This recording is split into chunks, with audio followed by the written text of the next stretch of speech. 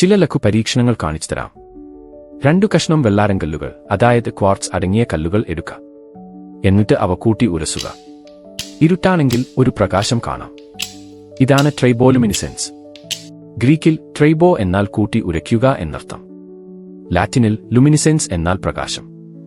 അങ്ങനെ 2 ഭാഷകളുടെ ഒരു സങ്കരമാണ് ഈ വാക്ക്. അത് തീപ്പൊരിപാറുന്നതല്ല, വെറും വെളിച്ചമാണ് എന്ന് പ്രത്യേകം ശ്രദ്ധിക്കുക. ഈ പ്രതിഭാസത്തിന്റെ പുറകിലുള്ള കാരണം ഇനിയും പൂർണ്ണമായി മനസ്സിലാക്കിയിട്ടില്ലെങ്കിലും കല്ലുകൾ കൂട്ടിയുരയ്ക്കുമ്പോൾ ക്വാർട്സ് ക്രിസ്റ്റലുകളിലെ ഇലക്ട്രോണുകൾ പറിച്ചു മാറ്റപ്പെടുന്നതുകൊണ്ടാണ് ഈ പ്രകാശം ഉണ്ടാകുന്നത് എന്നാണ് അനുമാനിക്കപ്പെടുന്നത്.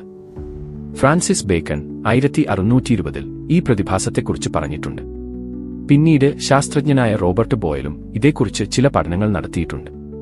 സെല്ലോ ടേപ്പ് കൂട്ടിയൊട്ടിച്ച ശേഷം പെട്ടെന്ന് വേർപ്പെടുത്തിയാലും ഇങ്ങനെ പ്രകാശം കാണാം.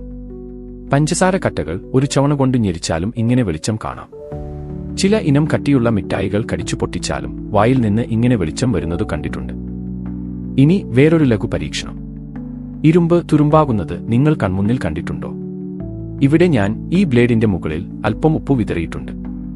ഇനി ഇതിലേക്ക് അല്പം ഹൈഡ്രജൻ പെറോക്സൈഡ് ഒഴിച്ചാൽ ഈ ബ്ലേഡിൽ തുരുമ്പു കയറുന്നത് കൺമുന്നിൽ കാണാം.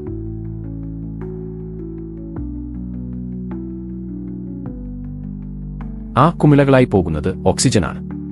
ഇരുമ്പും ഓക്സിജനും തമ്മിൽ ഇലക്ട്രോൺ കൈമാറുന്നതാണ് നിങ്ങൾ കാണുന്നത്. ഫലം അയൺ ഓക്സൈഡ് എന്ന തുരുമ്പ്.